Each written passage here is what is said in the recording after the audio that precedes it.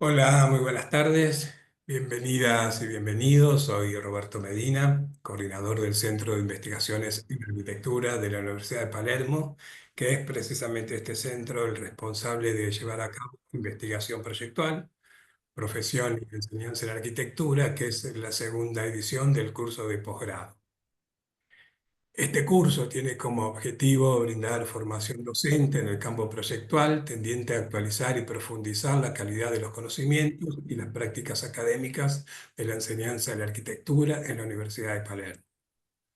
El curso se desarrolla en 2 módulos cuatrimestrales de 3 seminarios cada uno. Los encuentros son virtuales con periodicidad semanal, los jueves a las 18 horas. Son dictados por destacados doctores en arquitectura o en campos del conocimiento que aportan una mirada interdisciplinaria, comprobada expertise en los temas abordados. Les recuerdo que los encuentros son grabados y serán subidos al canal de YouTube, calculamos que a fines o mediados de junio. A partir de esta segunda edición existen dos formas de participar del curso. Aquellos profesores que asistan a las 3 sesiones podrán solicitar un certificado de participación expedido por la Facultad de Diseño y Comunicación.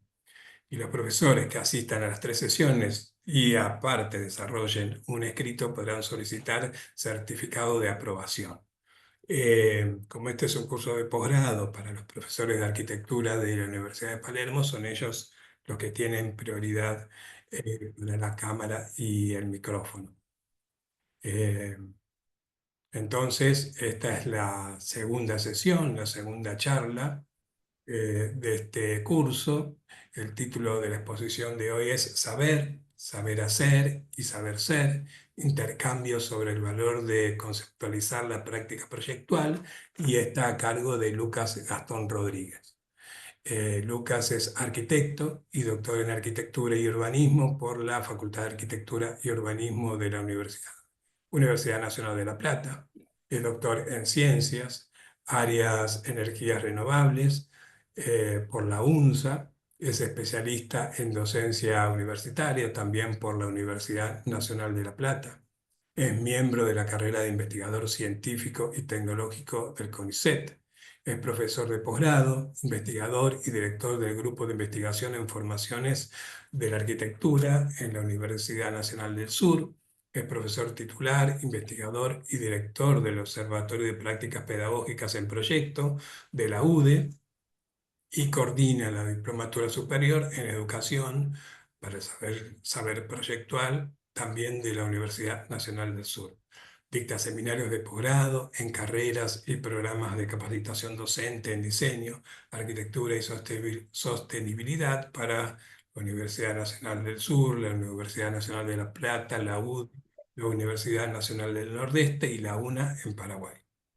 Así que bueno, este es tu espacio, bienvenido, muchas gracias, y el espacio, como decía recién, es tuyo.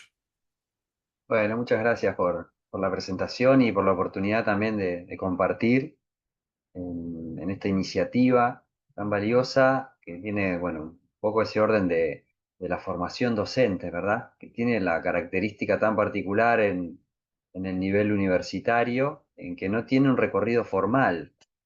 Nadie cursa una carrera de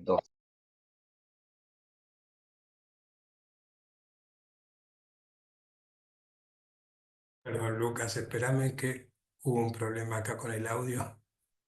Ya, Ahí ya claro, ahí capaz que está, yo estoy como anfitrión, perdón. así que puedo No hay toquetear. De hecho, le problema. estuve dando acceso a varios de los que estaban ahí en puerta, que bueno, bienvenidos, buenísimo que se puedan seguir sumando. También un saludo enorme a Ana Cravino y a Jorge que están ahí, que les Sí, dimos acceso, de lo cual de esto saben muchísimo. Bueno, y también uno especial a Avatar Flores, que continuará en la próxima semana. Es un honor, sinceramente, poder estar en esta triada que toca este año. Y les compartía entonces esto de la formación docente en arquitectura, que en algún sentido fue desde los inicios, en mi caso, una motivación. En el joven tiempo en el que arranqué como docente universitario, donde empecé a hacer esa especialización y donde estaba buscando caminos de alguna manera de socialización y de reconocer qué era eso que no entendía muy bien, pero que ya estaba ejecutando. Y ahí empiezo tempranamente en el trabajo final de esa especialización, en un trabajo que lo titulé Evaluándonos. Tiene que ver bastante con eso, con la autoevaluación, o sea, la evaluación de la enseñanza, o sea, la revisión de lo que nosotros hacemos con su valoración y sus voluntades de mejora. Eso no sé muy bien por qué, pero en algún momento terminó en una tesis doctoral que trabaja también sobre la evaluación. Yo ya había hecho para el CONICET el primer doctorado en energías renovables y en oportunidad, bueno, avatares de la vida, idas y vueltas. Hoy me encuentro próximo en la Universidad del Sur en Bahía Blanca y para retomar esa carrera de CONICET, lo que hice fue fusionar un poco las dos vertientes. De alguna manera tiré toda la carne al asador, lo que podía hacer, a ver si por ahí puedo entrar. Y estoy trabajando entonces hace un tiempo en el pensamiento proyectual sostenible. Es como todo una elaboración, y en eso siempre recuperando las dos patas más fuertes de tratamiento. Una de ellas es la de la didáctica de arquitectura y sobre esa entonces, ahí lo puedo admitir, es la que hoy les vengo a compartir. Qué desafío el de poner un título, ¿verdad? A la presentación, porque ahí en ese título, en realidad, bueno, todos los que escribimos sabemos que si bien hay una intención inicial, en las tesis lo último que se escribe es el título, o por lo menos lo último que se define, porque siempre hay una cosita que se puede ajustar. Aquí entonces se nos ocurrió hablar de esto, del saber, saber hacer y saber ser. Ya podría ser un título en sí mismo, pero un poco para orientar, hablamos de estos intercambios sobre el valor de conceptualizar la práctica proyectual.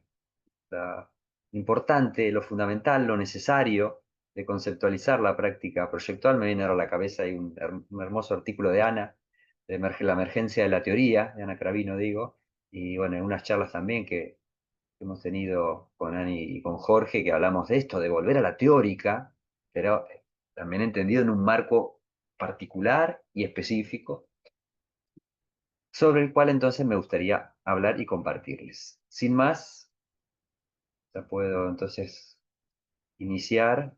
No sé si quieren algo, preguntar. Entiendo que solamente pueden habilitar micrófono los profes, pero también desde el chat pueden intercambiar y ahí Roberto va a estar recolectando la info, así que Y así es.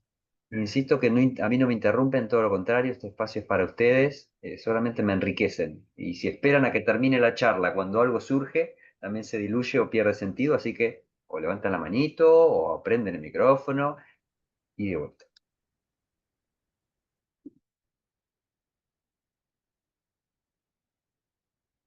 Les pido, sí. Bien, puedo ver sus caritas, que siempre es importante, por lo menos algunas. A ver, unas cuantas. Voy sumando. Bien. Ustedes ya ven la pantalla, me hacen un pulgar Sí, arriba. sí, se Sí, ve perfecto. perfecto. Bien. Quiero ver algunas caras por lo menos. Nos vamos a estar comunicando de las caras, así que si no se entienden, fruncen un poco así el ceño, si se aburren, hacen un bostezo. Aprovechen. Perfecto. Entonces, mencionamos ahí un poco el título y el marco que tiene que ver con la enseñanza y la profesión en arquitectura, un curso de posgrado y de formación docente, de deformación docente. Como toda formación, tiene la función de deformar. Y paso, ahí aguántame, que pase la diapo.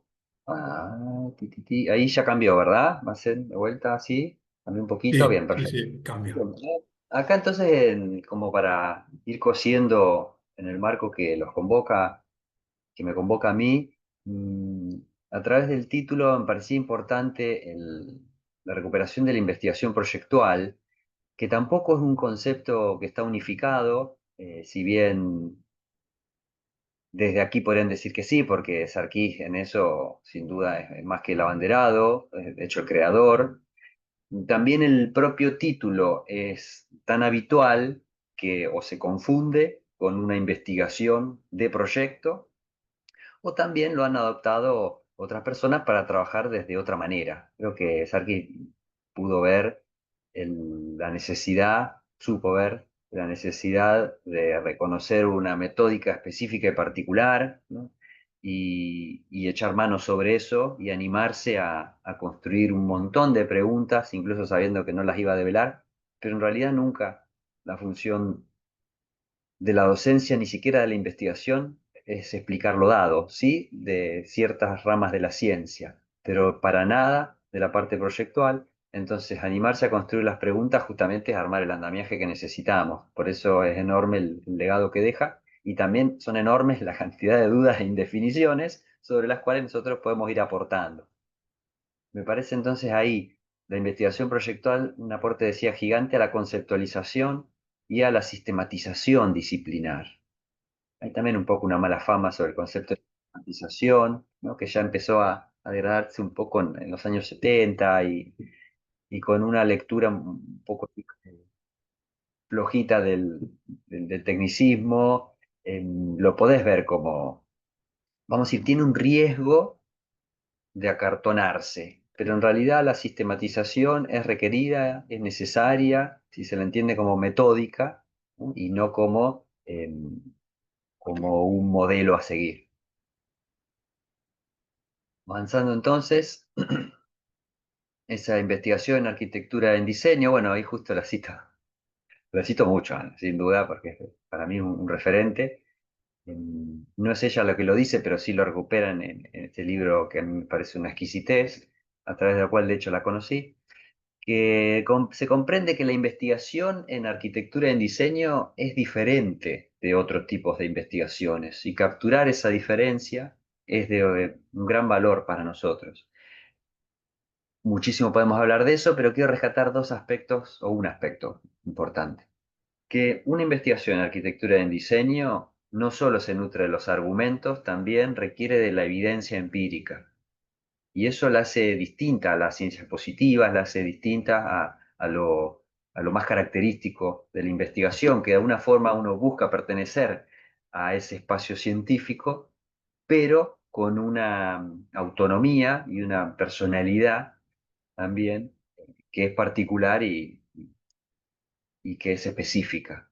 Entonces, esta cuestión de el campo de los argumentos más el campo de la evidencia empírica es lo que hace que, por ejemplo, un proceso proyectual, o no un proceso, que una investigación en arquitectura pueda contemplar procesos proyectuales. Pero de vuelta, no es el objeto en sí, sino que tiene que ver con ni siquiera el argumento en sí, sino en este caso la conjunción. Voy a avanzar un poco a ver si esto se esclarece, si los mareé. Dentro de eso está la investigación en la didáctica de la arquitectura, que es un poco lo que me viene convocando hace un tiempo, que ya de entrada fue un desafío. De hecho, la primera vez que presenté la tesis causó bastante ruido porque, y hasta confusión, a mi entender, confusión entre muchos investigadores, porque cuando son docentes y investigadores están desde adentro y en lugar de realmente entender la didáctica como objeto de estudio, lo que hacían de alguna manera era develar sus propios miedos, sus propias sombras, y me pedían una cantidad de cosas enorme por no poder de alguna forma captar sinópticamente una mirada de que en realidad la didáctica aquí es el objeto de estudio, no son problemas de la docencia, pero sí son problemas o cuestiones que se pueden aplicar a la docencia. Eso yo creo que no tengo incluso yo del todo claro. Creo que sí, lo cual me da miedo. Si creo que lo tengo claro es porque no lo tengo claro. Siempre hay que estar como ahí pendiente de estando un poco adentro y estando un poco afuera. Es como sucede en todos los ámbitos. Desde adentro es bastante más difícil de verlo, pero es un desafío necesario. Y ahí aparece entonces esto del saber, saber hacer y saber ser, de lo que vengo trabajando desde la defensa de la tesis en el 2020 hasta el y seguiré, porque da para rato. Acá aparece un esquemita que hicimos en un libro con Diego Fiscarelli, por algunos lo conocen, y ahí planteamos entonces varias cosas, algunas un poco más fluidas, algunas un poquito más forzadas, y él que venía trabajando con la investigación proyectual, y bueno, reunido también con Sarkis bastante tiempo, recién lo contamos en el backstage, incorporamos esto de las dimensiones propias de la investigación proyectual y de la construcción del conocimiento también proyectual, de una dimensión metodológica, la dimensión técnica y la dimensión teórica.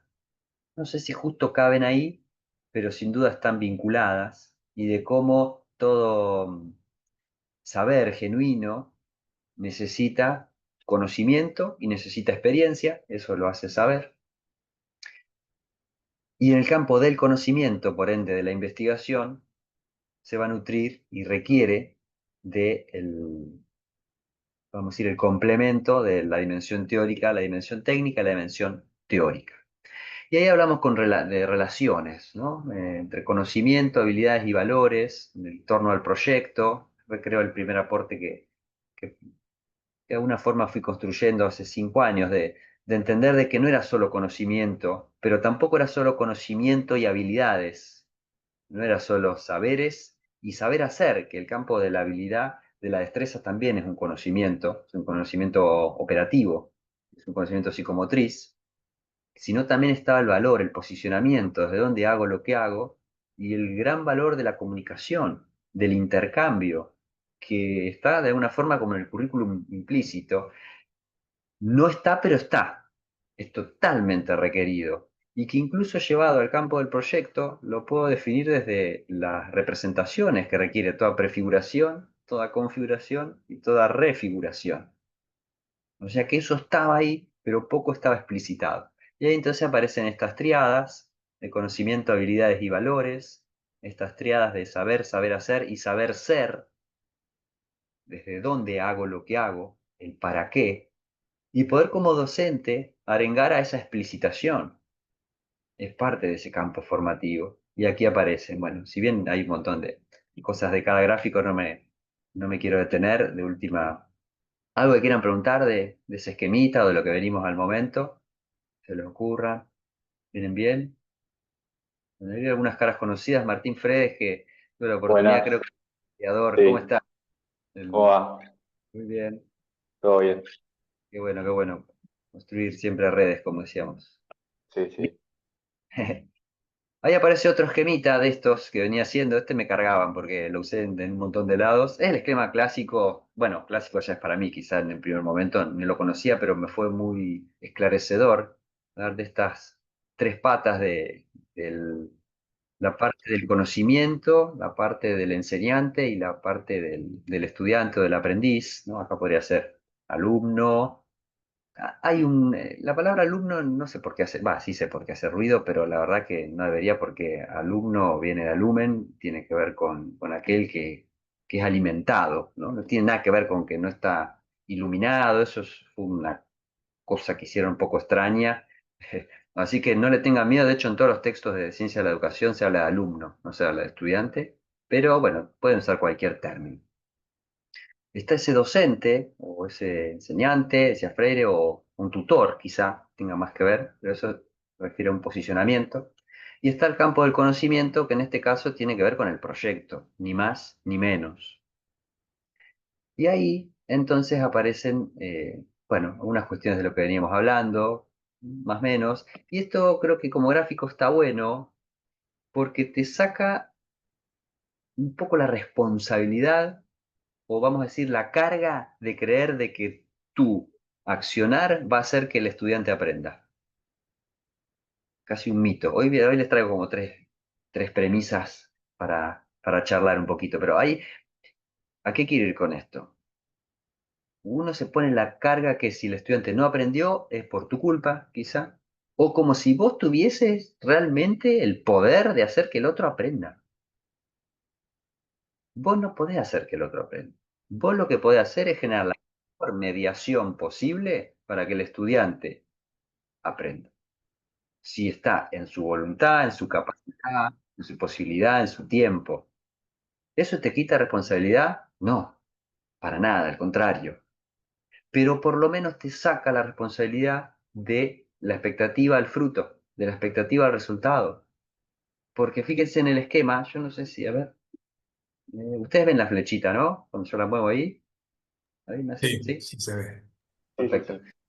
Bien, entonces aparece el docente y aparece el conocimiento, y el campo que vincula al docente y el conocimiento es el campo de la enseñanza. El campo que vincula el docente con el estudiante es el campo, le llaman formativo, o si vale de interacciones. Pero el campo del aprendizaje es el que vincula al estudiante con el conocimiento. Y para mí es indirecto. Parece menor lo que digo, pero no lo es. Voy a ir a un ejemplo. Imagínense, ¿no? Tienen la mejor, yo este ejemplo lo daba con Vicente Krause, que para mí fue un enorme referente, quizá algunos, aunque sea de nombre, lo conocen. Estaría Vicente ahí dando la mejor de sus clases, con la forma que él la daba, un tema espectacular, incluso un tema que a vos como estudiante te gustaba o te apasiona, pero hace 2 días que no dormís porque venís con problemas familiares, porque tenés por X, por B, no importa. Y en la mejor de las clases, en la mejor de tu oportunidad, en la primera fila te dormiste.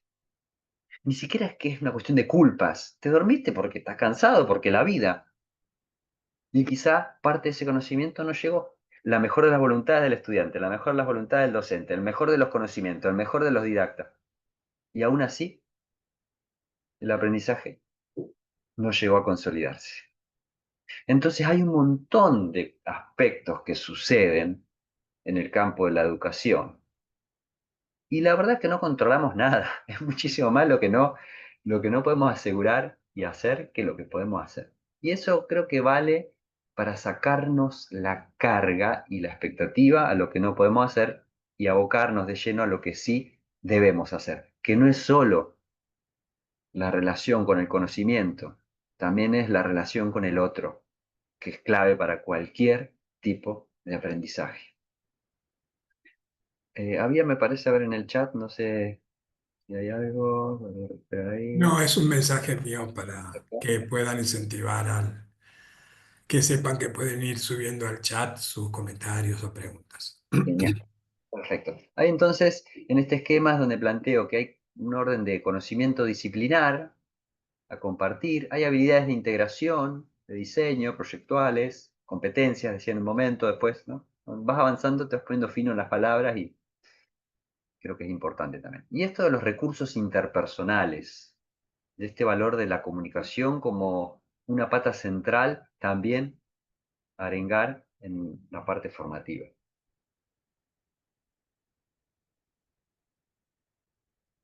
Y ahí aparece otro esquema más,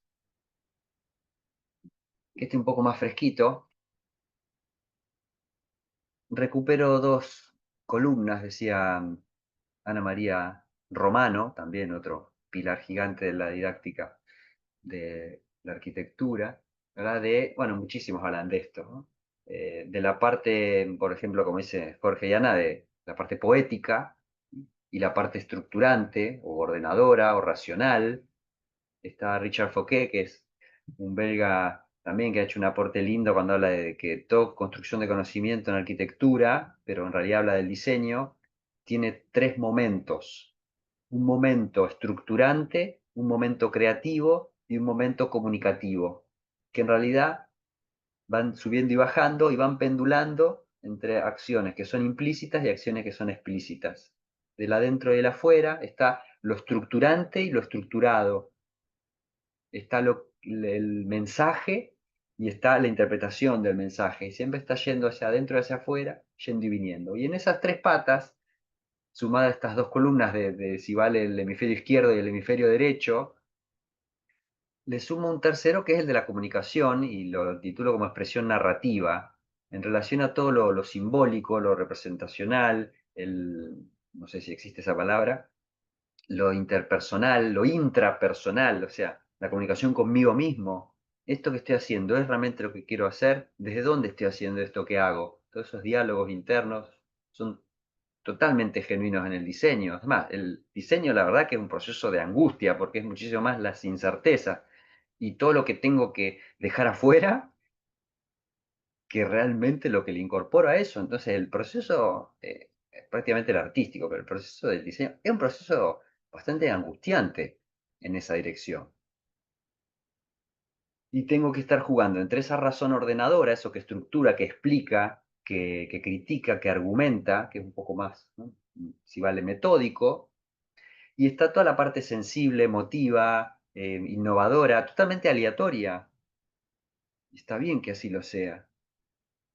tiene esa parte de la intuición, de que la intuición en realidad también es construida, la creatividad se construye. Ahora, como tiene una base muy implícita, hay algunos que plantean, yo digo que es como una suerte de irresponsabilidad, ¿verdad? De dotar, bueno, la creatividad es creativo o no es creativo. Tengo a esta flaca que es recreativa, tengo a este loco que no es creativo. Y si hoy se reconocen como creativos es porque previamente hicieron acciones para formarse como tal. Pero no es que no pueden ser un poco más creativos. Después está obviamente la partida, el talento y demás, no importa. Pero todo eso se entrena. Entonces, la intuición creativa se entrena, la razón ordenadora se entrena, quizás la que más entrenamiento tenemos, y la expresión narrativa se entrena también. Tenemos que darle espacio para ese entrenamiento en esos términos. Fíjense que estamos más o menos hablando siempre de lo mismo, quizás desde una perspectiva diferente. Algo que quieran consultar, que les quede aquí, algo que les resuene, aporte, experiencias. Yo veo que sí. Lucas, un breve comentario. Hoy tuvimos un encuentro de profesores de arquitectura acá de la UP y la carrera de arquitectura es parte de la Facultad de Diseño y Comunicación, la cual tiene una estructura pedagógica que se llama proyecto integrador, donde se, se reemplaza lo que antes se llamaba parciales o finales para aprobar las materias por un precisamente proyecto integrador, digamos, lo que se hace en el taller de arquitectura. Y el momento 4 que es lo que antes se llamaba, porque está ordenado en momentos uno 2 3 y 4 la cursada, son instancias de la cursada, del taller o del aula, no importa la materia, es para todas, pero el momento 4 donde antes era el examen, es reemplazado por lo que sería, según los que nos presentan, la expresión narrativa de parte del estudiante. Cómo comunica siempre hablando obviamente de la instancia de formación, ¿no? Cómo comunica su proyecto, ya no el proyecto arquitectónico, sino cómo expone su ensayo en el caso de las materias de historia y teoría, eh, cómo a través de teoría puede generar pensamientos complejos, pero en fin, todas las materias, cada una con su expertise, con sus características. Apunta a esto, creo, a lo que tiene que ver con la expresión narrativa, que va más allá del uso de un lenguaje técnico o profesional del arquitecto, sino que es mucho más profundo, ¿no? Sí, claro, y más estructurante también. Algunos le llaman las competencias blandas. Ujú. Es fundamental y aparte excede el campo de la disciplina y lo lleva al campo de la vida o una utilidad eh, 24/7. Sí, absolutamente. Sí, sí. Más allá de las especificidades, por supuesto. Pero en realidad la formación siempre es integral. Siempre es integral la formación. Vos lo que sí podés hacer es mostrar solo un recorte o creer, ¿no? Decía ayer, que sos el mayor de los conductistas, pero en realidad siempre la formación es integral, que es nuestra naturaleza, digamos. Bien, vamos entonces, los que les quería traer hoy, ese un poquito era el marco. Tres, sí, premisas. Esto es un artículo que empecé a armar y me pareció que estaba bueno para compartirles y bueno, sí que apórtenme porque todo esto lo recuperamos y nos va a servir, que tiene que ver con esto de conceptualizar la práctica proyectual y tres cuestiones que están un poco como naturalizados en nuestro campo docente, que son estas. La primera, la formación en arquitectura se centra en la práctica proyectual. Primer aspecto, vamos a ir uno por uno, ¿eh? Por la positiva o por la negativa, la idea es ir y venir y hacer una pequeña conclusión. La segunda, la práctica proyectual es formativa per se. La práctica proyectual de por sí es formativa. Segundo aspecto. Ahí ya viendo caras, algunos como que están de acuerdo y otros que dicen, Y quiero ver la cara de Ana, pero no puedo porque no estaría ahí cuando era esto. No se puede enseñar a proyectar, todo es práctica. Esto tenía que estar todo entre comillas, porque es una cita de Donald John que dice esto, que no se puede enseñar, en un momento de su libro más conocido quizá, que también creo que fue muy valioso en su momento, pero que hay que leerlo, hay que analizarlo, porque está muy bueno en muchas cosas, pero toca de afuera. No era arquitecto y Donald John, su mirada tiene muchísimo que ver con las ciencias sociales, es muy valioso mucho de lo que hizo, pero hay sectores en los que no puede acceder por su formación de base. A nosotros nos recontra sirve, y entonces decía eso. Dejamos la más polémica para lo último. Bien, vamos con la primera. La formación en arquitectura se centra en la práctica proyectual. ¿Qué opinan de eso? ¿Qué les parece? ¿Me quieren decir algo de ahí? No te reís, Roberto. Sabes No, que que la mayoría de los profesores que nos acompañan son de talleres de proyectos, así que tal recontra cual. tienen opiniones. Sí, yo sé que sí. Estarán ahí comiendo. Vamos a ir entonces por la negativa. ¿A usted les parece que puede haber una formación en arquitectura que no esté centrada en la práctica proyectual? ¿Sería viable? Juguemos. Hipoteticemos. ¿Sería posible una formación en arquitectura que no se centre en la práctica proyectual? ¿Qué opina?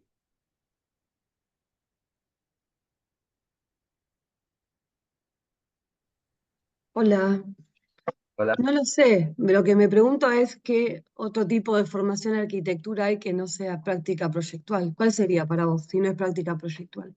Bien.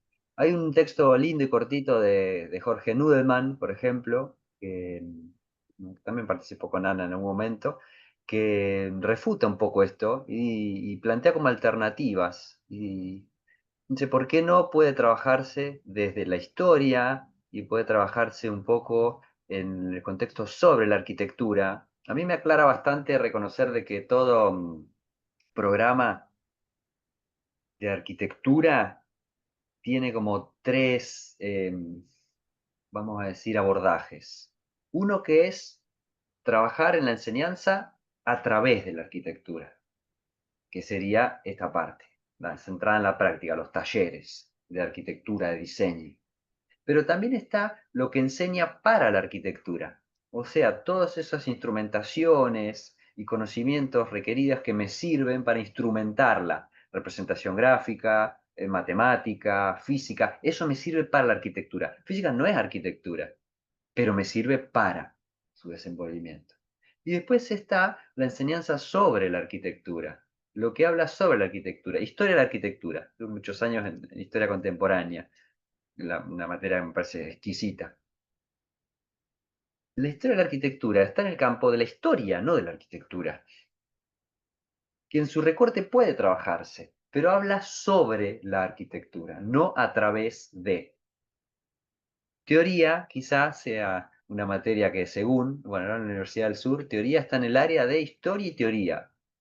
Para mí un desperdicio, porque no es teoría, es historia de la teoría, de última, si vos hablas sobre la arquitectura. En La Plata, por ejemplo, teoría está en la parte de proyecto.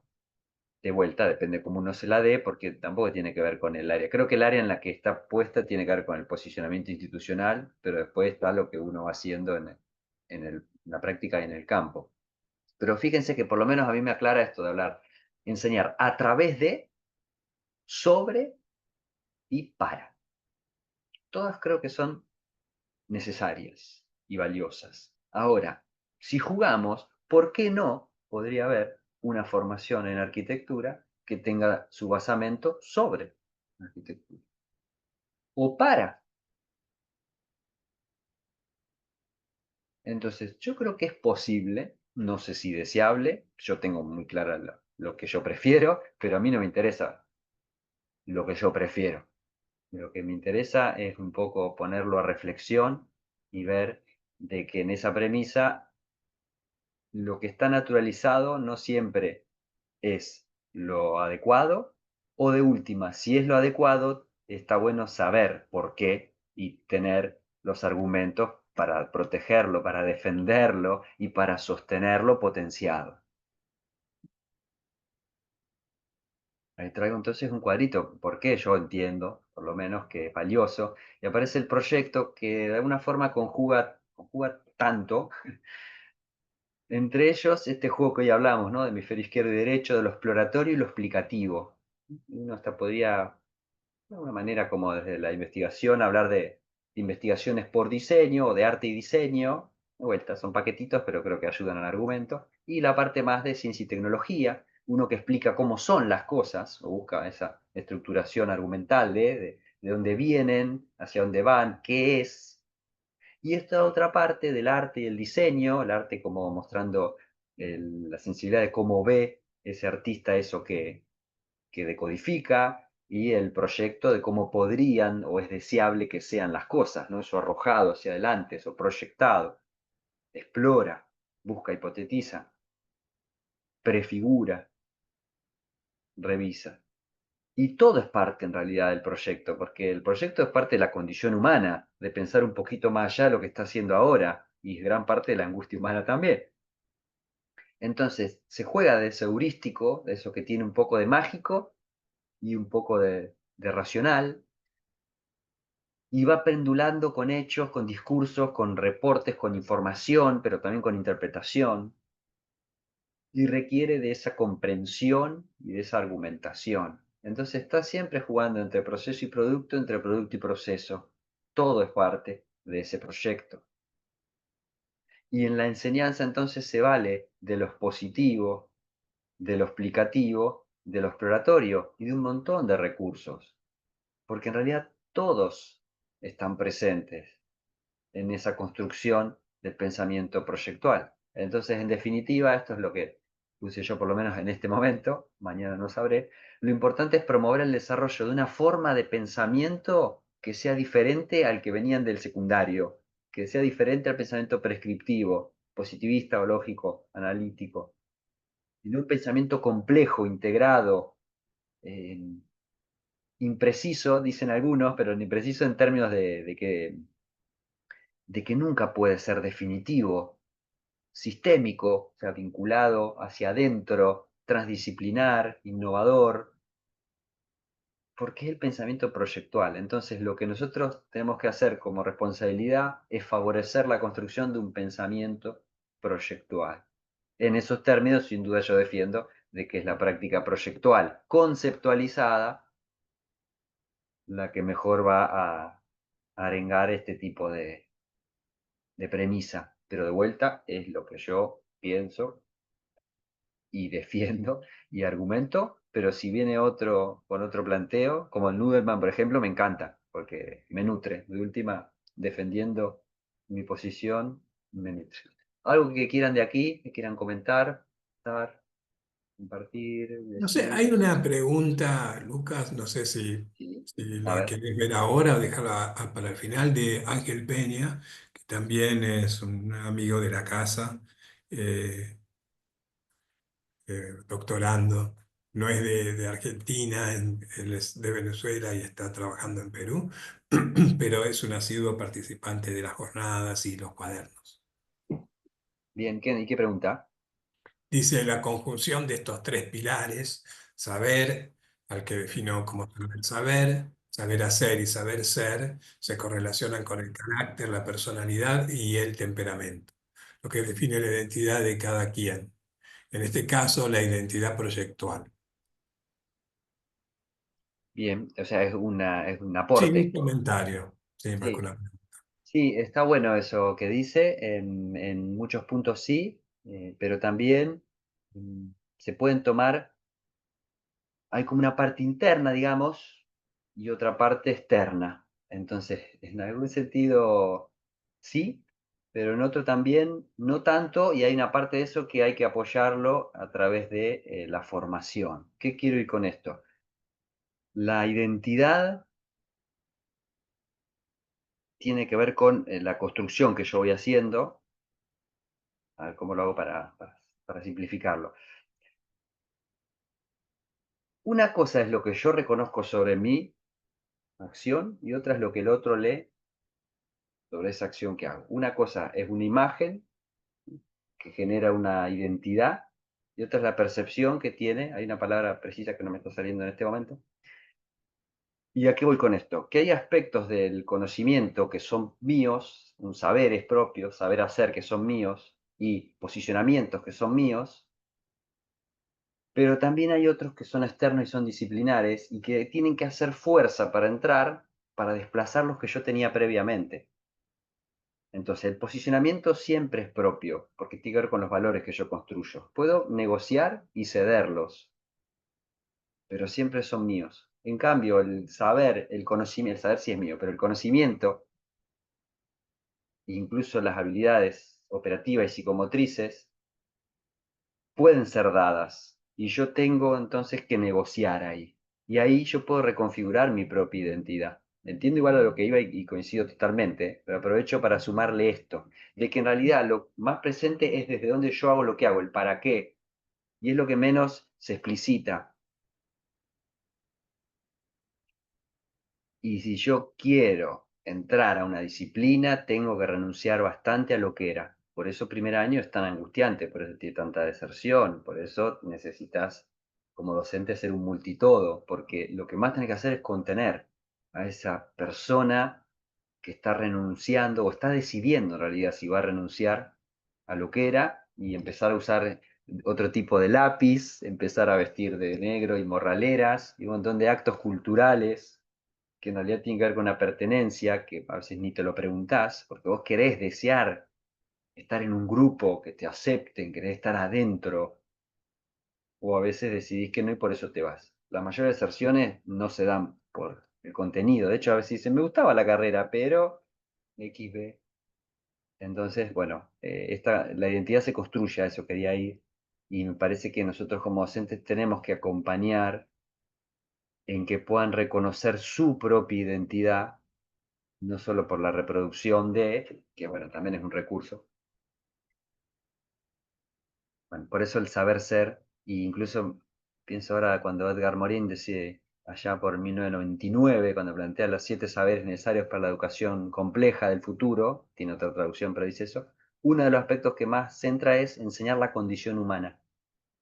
Sí, ¿qué está hablando? Después, no es que se piró, empezó a hablar de espiritualidad en otros términos, que bueno, coincido plenamente, pero lo que va es que enseñar la condición humana.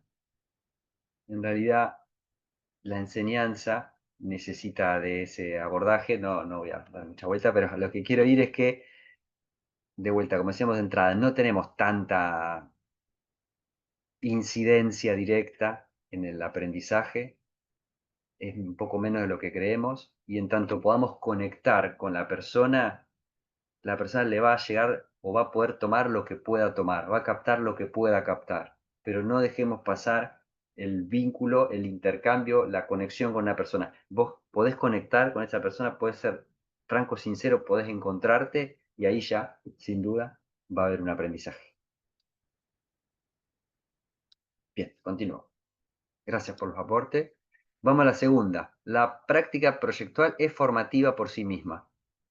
¿Qué opinan de esto? Veo la hora, vamos a dar un poquito más rápido ahora, si llegan en tiempo y forma. La práctica proyectual es formativa por sí misma. ¿Qué opinan de eso? ¿Alguien que pueda afirmar? ¿Alguien que pueda refutar?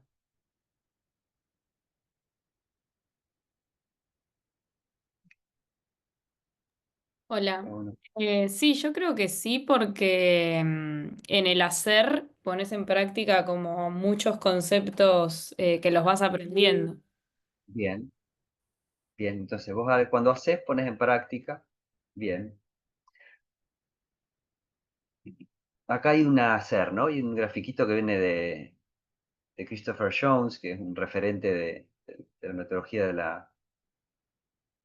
del diseño, que habla de un concepto el concepto más viejo, pero él lo retoma, ¿no? De la caja translúcida, y tiene que ver con la ciencia de la educación cuando se habla de las lógicas de caja negra, que eran muy características de la educación tradicional, en donde vos metías un contenido, adentro el estudiante hacía lo que hacía, no importa, y lo que valía es lo que sacaba por el otro lado. Entonces, si yo le decía este concepto, lo que le pasaba dentro de la persona, no importa. Lo que importa es que en la salida repita el mismo concepto. Y si eso sucedía, el estudiante sabía, había aprendido. A través de observables directos se reconocía, esto es lo que pedimos, esto es lo que hizo. Y el grado de aproximación de parentela de esto con aquello era el grado de eficiencia de ese recurso educativo. Lo que pasaba dentro no importaba. Entonces, después lo que sigue es, no, lo que importa es justamente los procesos cognitivos, los procesos internos, lo que sucede dentro, y aparece la caja blanca. La entrada y la salida incluso no importan tanto, sino lo que puede construir. Y en la caja translúcida en realidad hay como un poco y un poco. En el campo de la profesión es real que de alguna manera lo que se busca es el producto, que si bien es formativo, sin duda, pero el propósito es diferente al de la educación, como el propósito del proyecto es diferente al de la investigación. Ahora, si todo proceso se da en un juego entre lo tácito y lo explícito, porque el proyecto lo requiere, porque una habilidad que tiene que ser integrada, no sabes bien por qué, pero a vos te sale eso después de haber hecho cierto recorrido, vos puede que lo hayas aprendido, pero si no lo explicitas, lo que estás haciendo prioritariamente es reproducir. Entonces, lo que dice, por ejemplo, Gilles Ferry, que es un pedagogo francés, dice, la práctica por sí no es formativa. Dice, es lo que dice el tipo y yo me acuerdo bastante. Es la revisión sobre la práctica lo que la hace formativa. Entonces, está diciendo, no, no, está bien, es verdad, claro. No es la práctica en sí, es revisitar esa práctica. Y ahí Donald John hablaba de la reflexión en la acción y hablaba de la reflexión sobre la reflexión en la acción. Le tiramos una y una a John. Entonces, es la revisión sobre la práctica lo que la hace formativa. Y ese concepto me parece muy potente porque lo que nos habilita es que nosotros como docentes sacar un poco el foco en el acto y en el producto y ni siquiera tener que ponerlo en qué le tengo que decir, sino ayudarla a que construya la explicitación de esos pasos que hizo en forma implícita o tácita. ¿Querés aportar algo, Emiliano, que te vi ahí que entraste y saliste? No, no, no, no, fue sin querer. Bien. Entonces, fíjense qué cosita que me sirve para ajustar. En definitiva, es la revisión de la práctica lo que la hace como una acción formativa. ¿Y esto qué quiere decir? Acompañemos a los estudiantes a que construyan, reconstruyan los pasos que hicieron. Porque van a revisar lo que hicieron, van a revisar lo que no hicieron.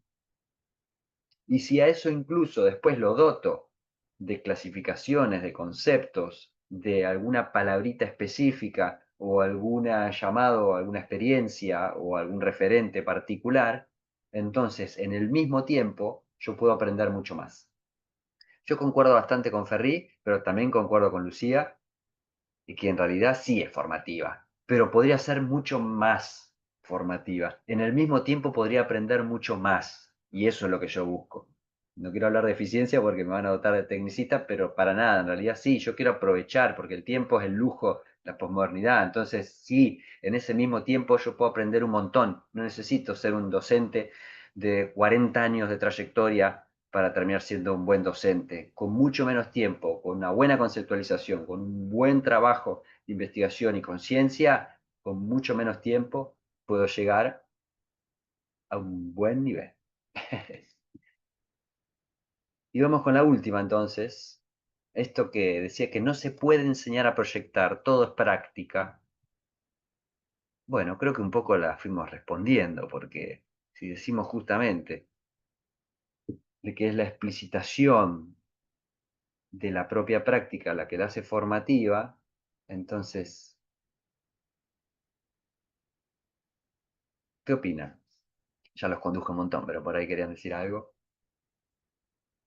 Que les venga, experiencia, idea.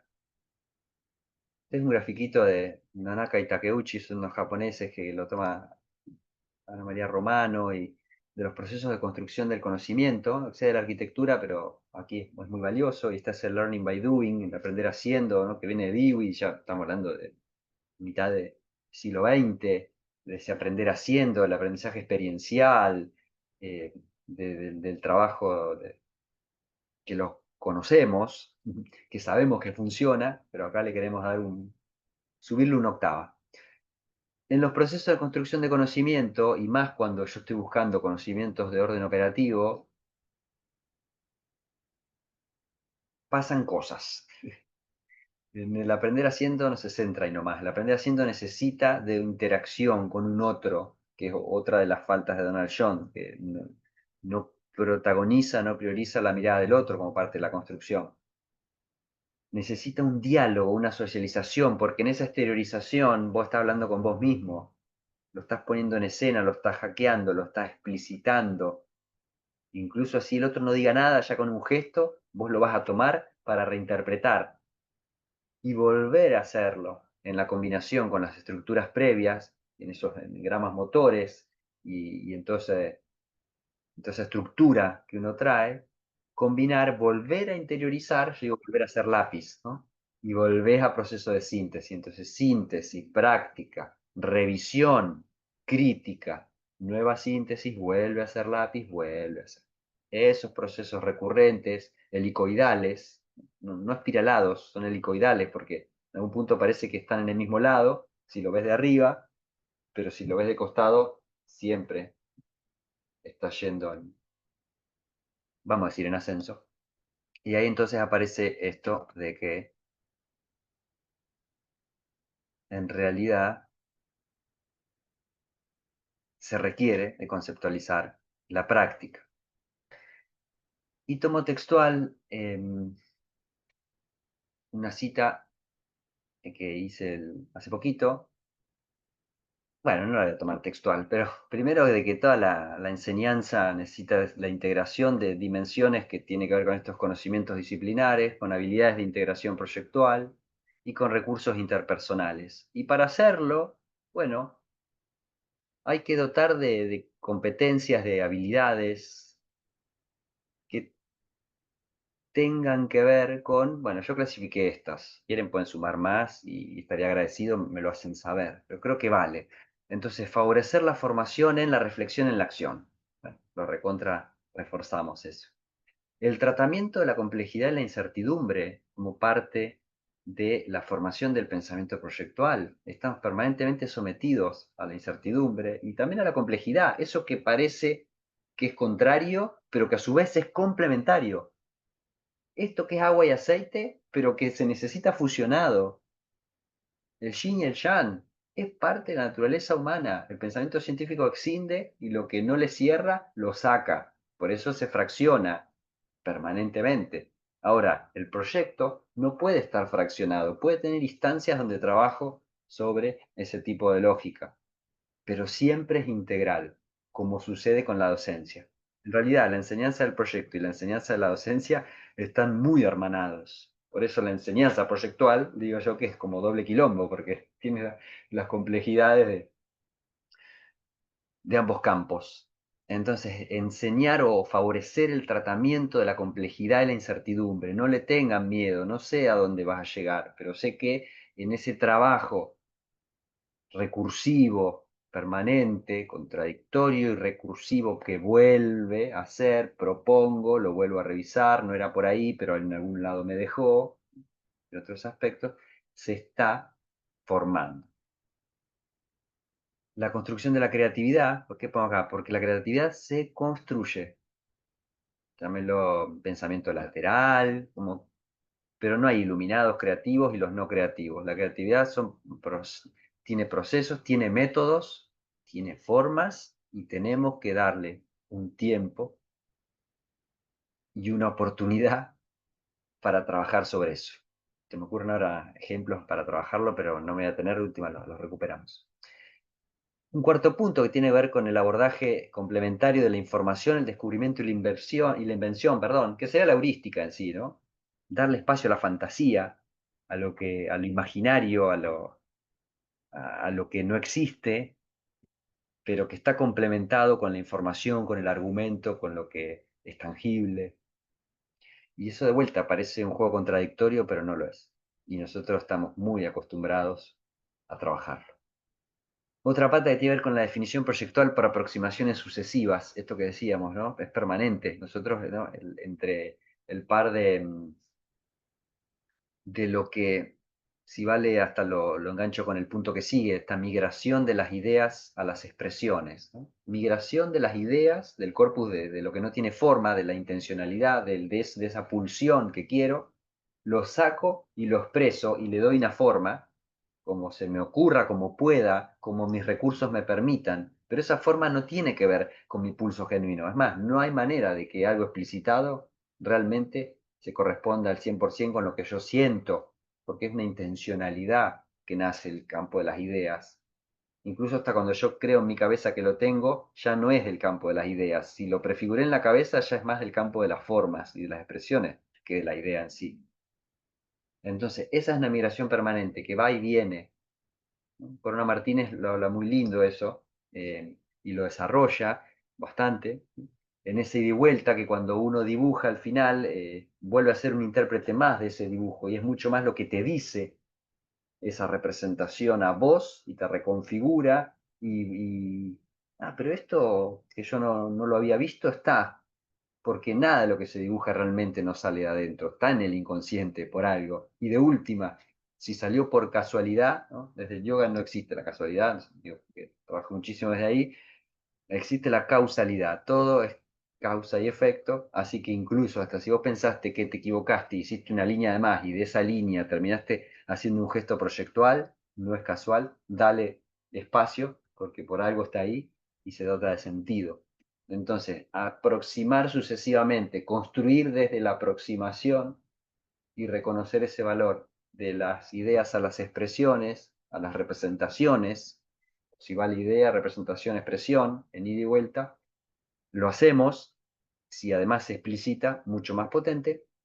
Y lo último, y no menor, favorecer la construcción de recursos intra e interpersonales, lo que dijimos hoy, intra, conmigo mismo, interpersonales, que de hecho es son dos en realidad, de las teorías de la inteligencia múltiple de, de Howard Gardner, que por ahí lo han sentido nombrar, habla de la inteligencia espacial también, la analítica, la musical, la natural, bueno, y habla de la interpersonal y la intrapersonal como parte de lo que todos tenemos, y yo no tengo dudas de que es parte de lo que también hay que sembrar.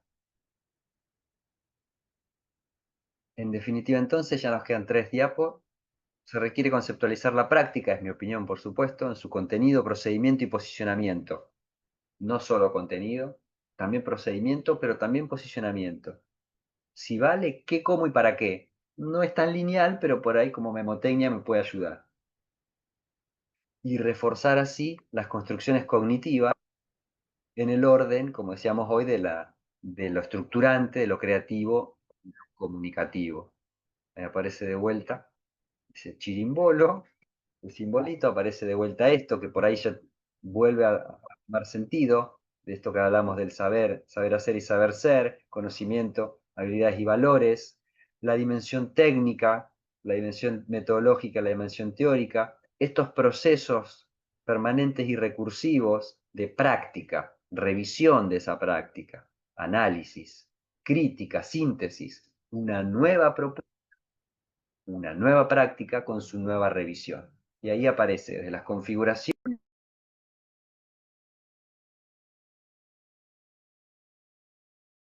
Perdón, Lucas, que te silencié, pero estoy intentando dar acceso y justo aparece tu nombre ahí, siempre te estoy a mitad de la... Está bien, no, está bien, así me Perdón. callo. Estaba entonces en el loop este, que es permanente y creo que va dotando ahí de sentido lo que decíamos. Y la última es justamente en blanco. Así que muchas gracias desde aquí. Espero que podamos tener unos minutitos ahora para charlar un poco. Muchísimas gracias, Lucas. Brillante. Ya conocía algo de tus investigaciones a través del intercambio que tenemos en cuadernos, y te había escuchado en las jornadas también, pero tiene tu presentación una didáctica y una calidad ahí humana y una calidez nada, propiciás, me parece, como el intercambio en una charla entre conocidos de mucho tiempo. Eso es muy valioso. Eh, Eso, ¿no? Toda la importancia, la construcción de tu bagaje teórico, conceptual en torno al proyecto, ya lo sabemos y no hace falta que yo acá lo aclare, pero digo, esta dimensión humana que aparte me parece que es una característica tuya y que se refleja mucho en tu posicionamiento, de dónde te parás para eh, investigar, hablar, teorizar sobre el proyecto, que es, cualquiera podría decir, bueno, pero es lógico porque en el proyecto se juegan todas estas dimensiones del humano, pero no es tan fácil encontrar un posicionamiento desde ahí. Eh, Perdón, ahí lo veía recién a Avatar. Muchas gracias, Avatar, por la presencia. Avatar va a estar cerrando este ciclo el próximo jueves. Eh, a mí, bueno, acá como decía hace un rato, hay un montón de profesores, la mayoría, entiendo, son profesores de talleres de proyecto, Karina, Lucía, Emiliano, Alejandro Betancourt, Martín, que ya lo conocés, Lucas. Así que nada, intervengan, interrumpan. Pero bueno, mientras ellas y ellos van preparando sus intervenciones. A mí me interesó mucho, bueno, muchas cosas. Lo que anoté primero fue sobre el saber ser, cómo estás. Y acá tal vez traigo a Sarkis, pero bueno, es parte de mi formación. Yo te decía acá en el inicio que tuve como una segunda carrera de arquitectura una vez que entré al Centro Poiesis. eh, Estar cerca de Jorge y del Centro de Investigaciones me incentivó a retomar la carrera que había quedado ahí dormida y me terminó de enamorar, o me hizo reenamorar de la carrera. Así que es como ese bagaje que traigo y siempre está, ¿no? Y sobre todo cuando hablamos de proyectos, de enseñanza de proyectos, de la investigación desde el proyecto, la investigación proyectual y todas sus variantes, siempre va a estar como ahí presente. Y él hablaba sobre, digamos que no había en su construcción, no había una profundización sobre lo que vos abordás como saber ser. Creo que lo mencionaba en algún aspecto.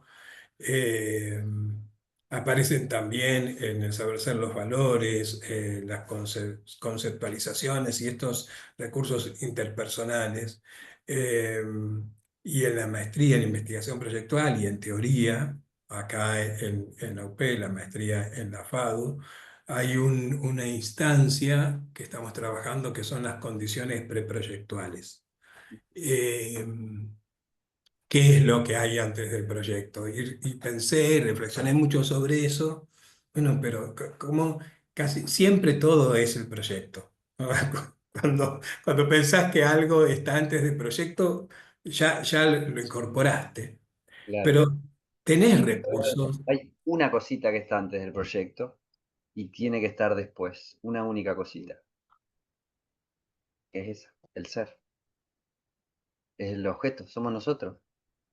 Él decía, no, estoy leyendo este librito muy lindo, se lo recomiendo, Componerse con el mundo, y decía eso, de que el hornero, Componerse con el mundo. componerse con el mundo, claro. Y dice algo, perdón, te interrumpí, Roberto, pero le di esta. Dice, cuando el hornero hace su casita es perfecta. No hay otra forma de hacerla, porque no la piensa, porque no la hace, porque ni siquiera la siente y menos la resignifica. La es casita. Cuando está construyendo es casita. Y esa casita no importa si es chueca, si tiene un coso, es perfecta porque no podría ser de otra manera. En cambio, nosotros cada cosa que hacemos es imperfecta porque es pensada, porque es revaluada, porque es llevada, porque es no sé qué, porque en realidad refleja nuestra naturaleza. Y por eso la arquitectura siempre es imperfecta. Y la proyección, que es un acto humano de siempre estar que lo hacemos siempre en todo, siempre no estar como anticipado porque es la mente y es lo que nos distingue, necesita de la persona. Entonces el proyecto va a estar siempre y lo único que siempre va a estar antes somos nosotros. Con nuestras historias, Exactamente. con Nuestras construcciones en realidad diría, nuestras porque si fuésemos construcciones. ser puro, decía Roger que la arquitectura es demasiado importante para dejársela a los arquitectos. Si fuésemos ser puro, creo que podría ser perfecto, pero no, porque es el campo de la mente y todo lo que construimos, lo que la deforma. Y bueno, pero está buenísimo porque es el juego que nos convoca, ¿no? Perdón, que te interrumpí. No, no, por favor, yo tampoco estaba diciendo nada. Y Avatar también Pero labura mucho en eso, del sujeto ahí, yo creo que de estar sí, pensando en qué cosa para aportar.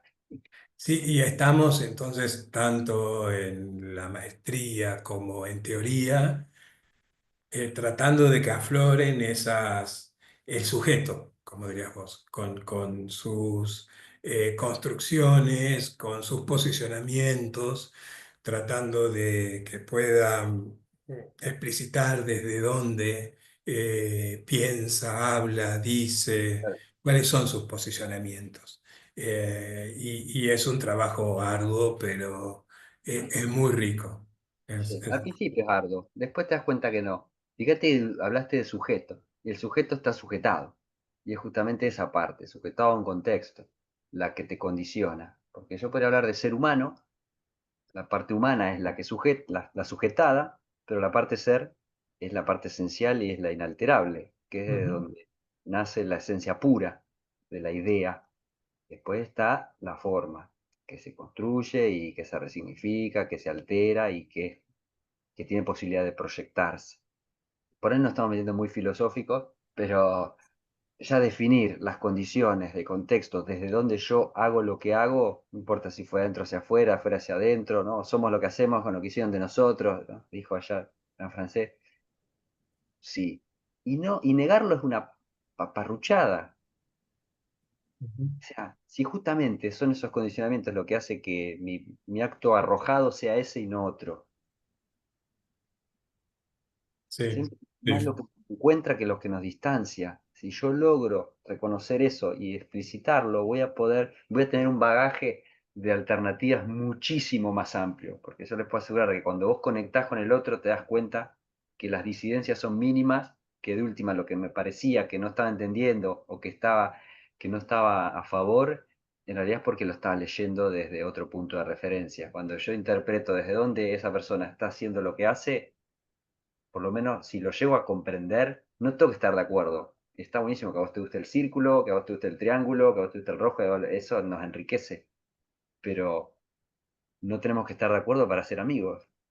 Eso como docentes lo tenemos que potenciar. Tenemos una responsabilidad de colaborar para que expliciten su posicionamiento. Cada estudiante, cada docente, cada compa, nosotros mismos. Tenemos una responsabilidad para explicitar la práctica. Tenemos una responsabilidad en favorecer la motivación, en generar un buen escenario. Tenemos una responsabilidad que muchas veces desplazamos en escudo de la práctica proyectual. Porque el lápiz corta el diálogo. Vos agarraste una lámina, le hiciste esto por acá y el diálogo se terminó. Porque el lápiz es autoridad. Vos cuando no sabes qué decir, ¿no? Como uno se remite ahí en los primeros años como docente de arquitectura, claro, vos reproducías lo que creías que estaba adecuado. Entonces era mucha raya arriba del proyecto. Porque en esa raya corta el diálogo. ¿Qué te va a decir el pibe? O la flaca, ¿qué te va a decir cuando vos le rayás? Decís, no, no, esto no es. Me acuerdo una mesada que había hecho circular porque me parecía que estaba buena, porque en ese espacio entraba, entonces la persona. No, es la arquitectura es ortogonal y me lo rayó así, ¿viste? Casi como con bronca. ¿No? Yo hoy le diría, bueno, loco, pero esos temas hablar con la psicóloga, no me raye la. Bueno, está bien. Pero algo era y creo que estuvo buena porque hoy lo puedo traer como anécdota. Pero voy a que el lápiz corta el diálogo. Eso es importantísimo. Tratemos de escudarnos lo menos posible en el proceso proyectual, no en el proceso, porque el proceso es integral, en la práctica proyectual. Y nosotros trabajemos más sobre favorecer la conceptualización, la argumentación de esa persona que está haciendo. Confiemos de que lo va a poder resolver en sus términos. Y en sus ¿Así? tiempos también. A mí me pasa con alumnos por lo general que también les genera la necesidad, o sea, dentro de una charla en este proceso, porque la práctica es la que vos decís, o sea, nos encuadramos en esta práctica proyectual y decir, che, pará, la cocina es F8, cuadrada, la mesada y no es circular.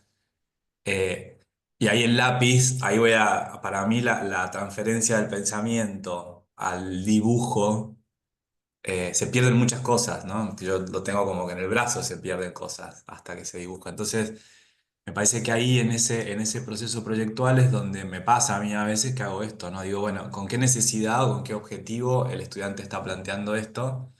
Y mi pregunta es, che, ¿vos tenés una cocina así o un baño? Me pasa por lo general con cosas mínimas, ¿no? Pero ¿viviste una cocina así? No. Bueno, imagínatela. La otra vez también corregí a un estudiante que entrabas a la unidad y veías la puerta de la habitación. Le dije, ¿vos te imaginaste un segundo parada ahí adentro de esa unidad? ¿Y qué pasa cuando abrís la puerta? Sí, me dijo. Bueno, entonces, ¿qué pasa? No sé. Bueno, le digo, hagamos el ejercicio. Dale, yo abro la puerta, ¿con qué me encuentro? Con la puerta del baño, era, pero la puerta del baño. Crucemos los dedos, le digo de que está todo ordenado. Bueno, empezamos a hablar un poco de esta necesidad, de esta vivencia, que por ahí el saber ser también, ¿no? Decir, bueno, ¿cómo soy y qué hago para poder plantear Pero, claro, por ahí estas... me gusta. El tema no es, como decíamos hoy, no importa si te gusta el cuadrado o el rectángulo, importa que, Claro, y es más, no importa si yo estoy de acuerdo, pero eso que estás haciendo es intencional, puede ser provocador, me encanta o no, ¿con lo qué que vos intención? quieras, pero Claro. es intencional, vos lo estás haciendo, te estás revisando, ¿te parece? Sí, bueno, listo, porque en definitiva después cuando salen a la cancha van a hacer lo que les parezca, lo mejor que podemos hacer es tratar de Sí, favorecerle esa sí. conciencia. Pero también me basaba un poco recién cuando pues, tuve muy mala conexión, por eso entraba, salía, bueno, no podía meter mucho bocado, anoté un par de cosas. Eh, y a ver, y el decir que la práctica proyectual es formativa per se, me parece que sí, pero también hay algo de esto de, no sé, del bagaje que tiene la persona que está proponiendo lo que está proponiendo. Y viene ahí un poco la experiencia o la práctica, sea estudiante o arquitecto, y después me parece la teoría, ¿no? Entonces, bueno, acá digo, puedo enseñar arquitectura o la práctica, dejar la práctica proyectual, ir desde la teoría. Ujú. Yo tuve una experiencia en el 2000 cuando empecé arquitectura, vivía en San Juan, tenía una carrera que estaba muy entusiasmado y un docente que era mi referente en ese momento, fui a corregir y me dijo, no, no, pará, lee tal filósofo, tal libro y vení a la clase que viene. Yo te juro que me subí al colectivo y no entendía nada, o sea, hasta que llegué a mi casa y después tomé aire, fui a la biblioteca, lo leí, dibujé lo que leí, no entendí, volví a leer hasta que entendí lo que me estaba diciendo. Y ahí lo apliqué al proyecto. Entonces, creo que sí sucede, el tema es que, bueno, hoy nos enfrentamos, creo, con otras realidades, que hoy un libro por ahí, ¿no? Es muy difícil de acercarlo al alumno, porque viste Sí, sí. Bueno, pero se que puede articular de alguna sí, manera. se puede, sí, sí, sí. De hecho, algunos lo hago o tengo estudiantes que me piden, no sé, libros para leer, o sea, la otra profe a Mechi también le pidieron, o sea, como eh, hay un interés. Pero bueno, nada, a mí me hizo acordar todo esto de también esa formación teórica que tuve por ahí, desde la teoría, llevarla al proyecto. No fue un paso difícil, pero creo que hoy todavía me sigo acordando de eso y cuando lo necesito voy a la teoría. O sea, en la práctica profesional, digo, ¿no? En la Sí, vida. sí, Eh, claro. Así que me parece que sí, que habría que encontrar, me parece que hay otra connotación ahí. Y, y después que no se puede enseñar a proyectar y todo es práctica. eh, También, ¿no? Es como, ahí sí voy más con lo empírico, el proceso. Bueno, a ver qué buscas, qué quieres ser, o qué sabes hacer para poder ser y querer llegar a lo que estás haciendo. Y estas cuestiones siempre me pasan cuando voy a la cátedra, es como que empiezo a pensar esto y veo cada estudiante y escucho a cada uno. Por ahí también se me va mucho el tiempo. Pero siempre les digo, chicos, con la necesidad creamos, con la necesidad Claro. investigamos ¿Se y te va en con... qué? ¿En relación a qué se te va? Porque el tiempo No, nunca no, a se mí me encanta, ¿no? En relación al tiempo de las 4 horas que tengo que cumplir y a veces me quedo hasta la tiene 1:30, no sé, pero nunca. bueno, es como... Que te eh, alcance, le agregás otra cosa. Tengo 4 horas. claro, ¿Qué llevan 4 horas? Bueno, dibujo esto hasta acá. Ah, pero por ahí un poquito más, le agrego un poquito más. Porque sí, sí, el, sí, el estrés tiene que ver con nuestras decisiones, no con el sí, tiempo. obvio, obvio, obvio. Y tan institucional, obvio, yo te entiendo que te presiona con tal o cual cosa, pero la institución la creamos los sujetos. Y el que está Sí, ahí sos vos, y el que está mandando sí, ahí sos vos. Entonces, darle el sí, espacio a esos 10 minutos que esa persona quizá trate de interpretar, de decodificar, de contarte algo con sus rudimentarios o no recursos. Para esa persona es enorme ese sí, espacio sí, que le sí, diste, es enorme. sí, Y la huella sensible que le construís es, uno es no se tremenda. imagina el Sí, sí, impacto que tiene, que produce y el valor que tiene conectar con el otro. sí, Es gigante, porque lo formativo es muy amplio y como decía de entrada, saquémonos la mochila de que realmente tenemos la capacidad de transmitir esto, entonces van a aprender esto y si soy bueno, claro. siente lo que quede. Pero ¿quién te cree que sos? ¿Quién te cree que Sí. sos? Se forman, todos nos formamos, nos autoformamos por mediación. Eso, La eso te iba a mediación decir, es nos constante. autoformamos en esa instancia es constante, o sea, yo todos los días, todas las veces que vuelvo martes y viernes es distinto mi cabeza, mi pensamiento y no ya anoto y trato de dejarlo porque bueno, por ahí lo trabajo, ¿no? Pero Sí, eh, y habilitate lo último que te digo, extensible a todos, pero vos sé que va a picar más. Permitite la intuición, sí, que capta el emergente. sí, Docencia, porque quizá hablamos de proyecto, pero estamos permanentemente yendo y viniendo sí, y docencia, muchas cosas hablamos más de docencia que de proyecto, el que me parece fantástico. La intuición que se sí, construye con la creatividad es un constructo, no viene de la nada, pero si vos no le das espacio y lo habilitás, no va a surgir, porque esa sí, intuición incluso hasta sistemática, mm, pero que no necesita explicitarse como sí, tal. sí, Entonces, cuando vos sentís de que ese es momento, por más que por cronograma estaba esto, aquello, vos lo sentís que es en ese momento algo que parece insignificante o que es para una sola persona, como dice, y pero si no le doy el tiempo a esta persona, se la tendría que dar a todos, entonces no lo hago. claro, No funciona así. Vos solamente vas a poder operar en el campo de esto que tengas, que es muy poquito. Y de granitos de arena es la única forma de construir. Así sí, que, sí, date porque va por ahí. buenísimo, Luca, gracias. Y Muchas gracias por la... gracias. Ahí, Ahí está, Lucas, tenemos la mano de Elisa Delgado, ya tiene y está habilitado el calambrada, es micrófono. virtual. Está calambrada. Hace rato estaba así. Hola, hola, muchos saludos. Los sigo desde México, la Ciudad de México. Yo estoy adscrita a la UNAM. Y Ah, bueno, quiero comentarles que a mí me parece muy importante algunos componentes. Me quedé muy pensativa, muy reflexiva respecto a los esquemas que nos propone nuestro ponente del día de hoy. Y pensaba en dos circunstancias. La primera, el tiempo, porque ir y regresar en esos procesos formativos para hacer ese acompañamiento con los estudiantes y los tiempos que estamos marcados todos en los ciclos académicos. Hay escuelas de arquitectura o de diseño que son de trimestres, hay cuatrimestrales, hay semestrales que si bien tienen un poco más de tiempo, digámoslo de esa manera, pero cómo metemos este esquema de desarrollo de pensamiento proyectual con el factor tiempo y la iteración y la recursividad que eso implica dentro del cumplimiento de procesos académicos, ¿no? Esa es una pregunta que yo sé que no tiene una respuesta así inmediata, que cada uno de nosotros se vale de otro tipo de recursos o de estrategias para poder cerrar, pero me parece importante meterlo en el escenario. Y el segundo, que me parece también relevante, es pensar en esos procesos de documentación de nuestros estudiantes frente al acompañamiento. O sea, es decir, hay un proceso de pensamiento proyectual, vamos, venimos, acompañamos, retroalimentamos y vimos diferentes modelos de este ejercicio, inclusive del espacio con los estudiantes en colaboración, en interexperiencia. Pero ¿cómo hacemos que ellos regresen a los procesos de reflexión documentada? Y ahí yo arrojo ahorita un tema que me parece importante, es los elementos de autoetnografías. Por ejemplo, bitácoras, diarios de campo, elementos de reflexividad, de observación, de diferentes formas de documentación iconotextual que permitan recuperar esas experiencias para regresar las veces que sea necesario en un proceso reflexivo.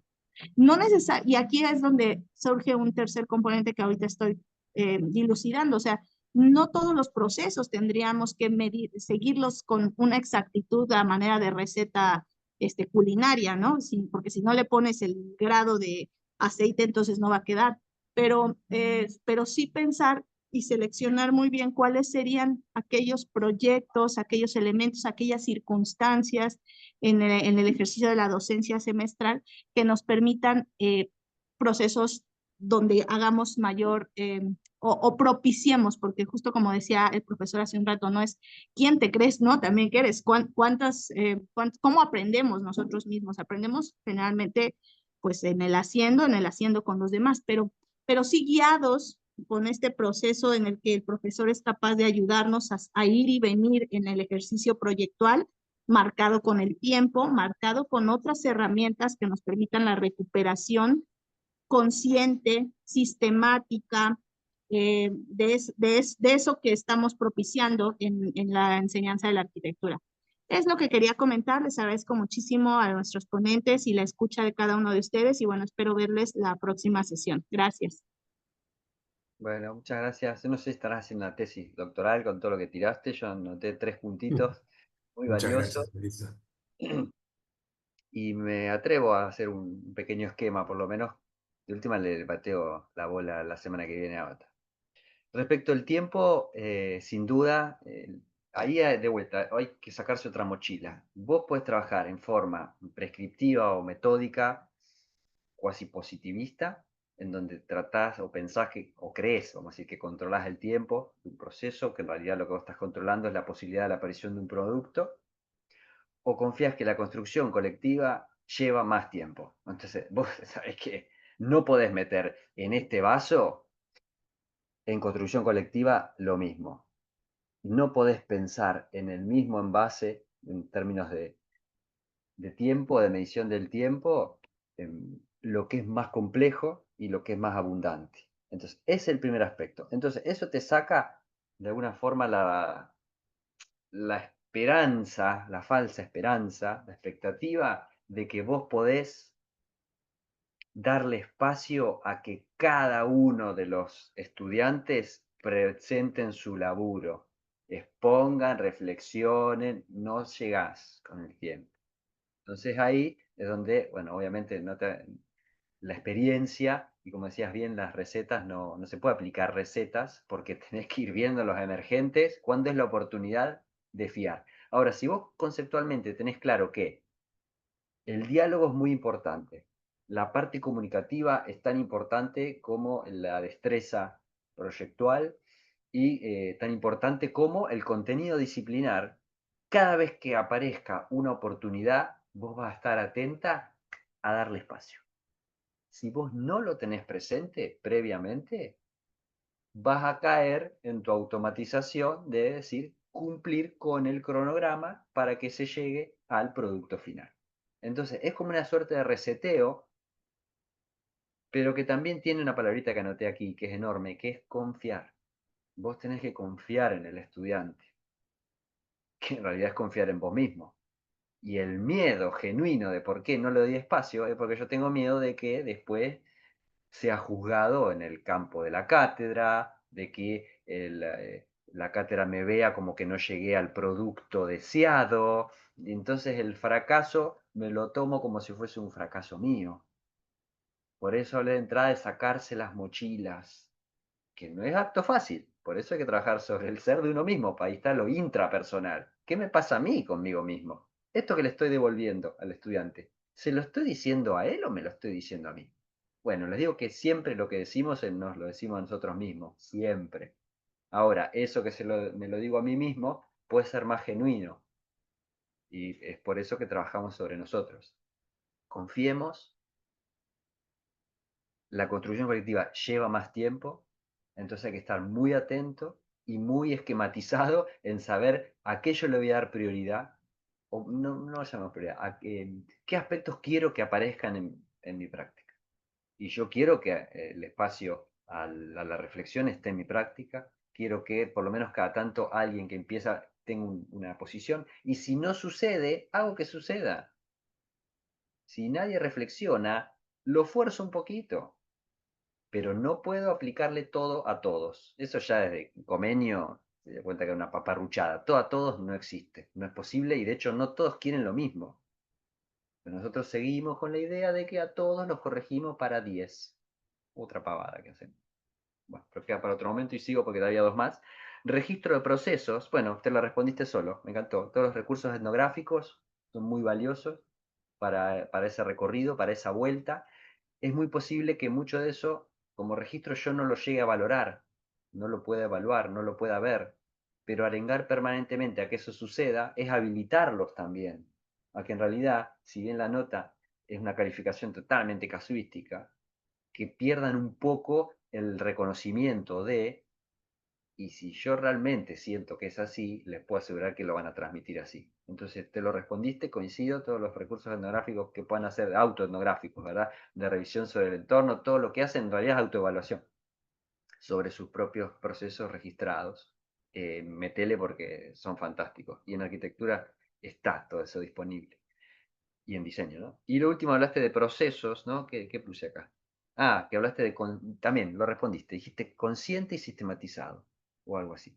Entonces, hacer que los procesos sean conscientes es lo que hace que sean conceptualizados, porque cuando vos podés a esa idea llevarlos al campo de la forma, de última vos lo acompañás en, bueno, de qué manera acomodas esas cajitas, pero sí ya está puesto ahí en escena, y ahí tu rol es muy importante,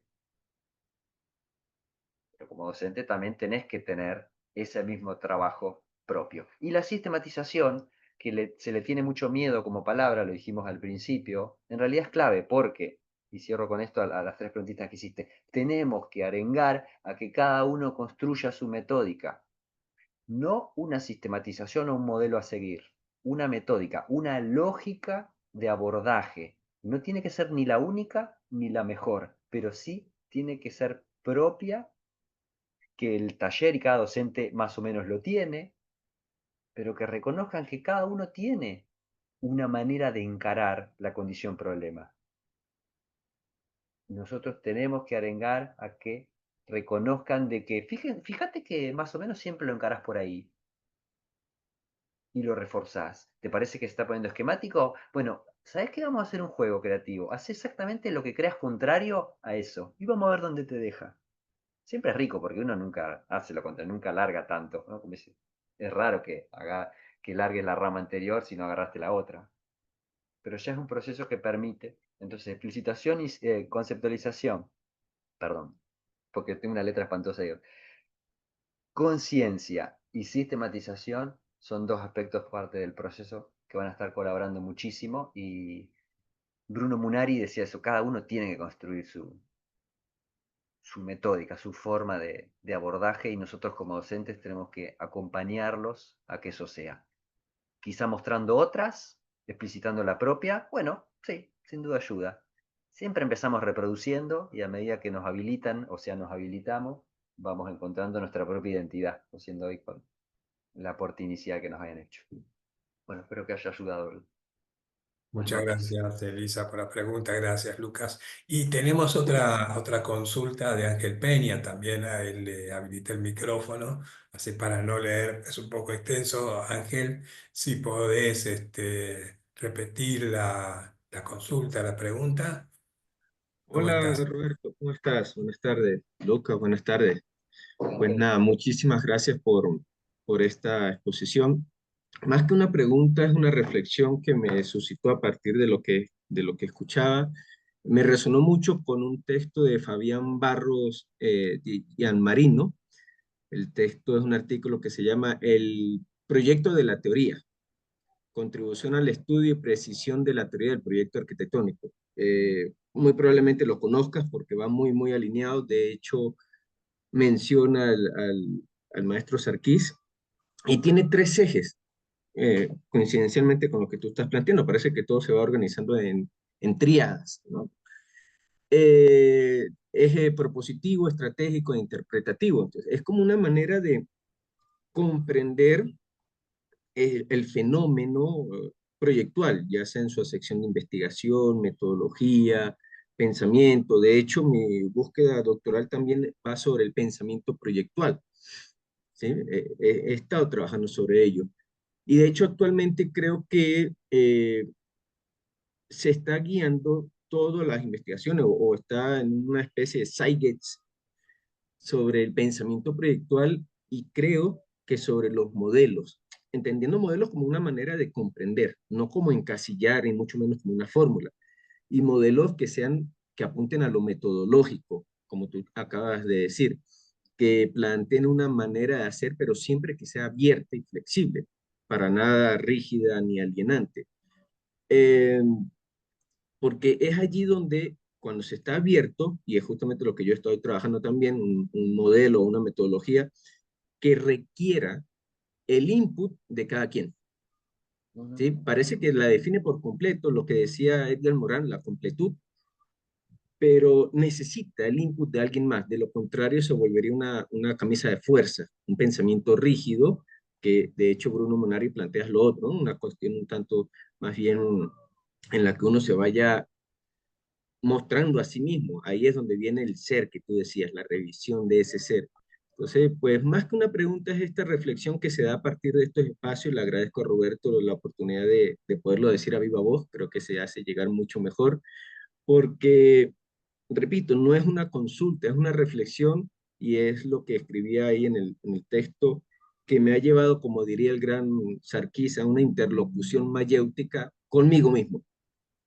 Por eso es que no me genera una pregunta, sino más bien quiero reflexionar lo que has dicho en conjunto con el artículo que te mencionaba, lo que he estado trabajando, el artículo de la profesora Cravino, que también lo leí en su momento, una cosa maravillosa, y lo que decía al principio del temperamento, el carácter, la personalidad, pues que nos permite definir cierta identidad, pero no es una identidad que viene solo de mí, sino que también viene de afuera, es ese sistema complejo a lo Morán, de que debe haber de todo un poco y que, pues sí, es complejo, ¿no?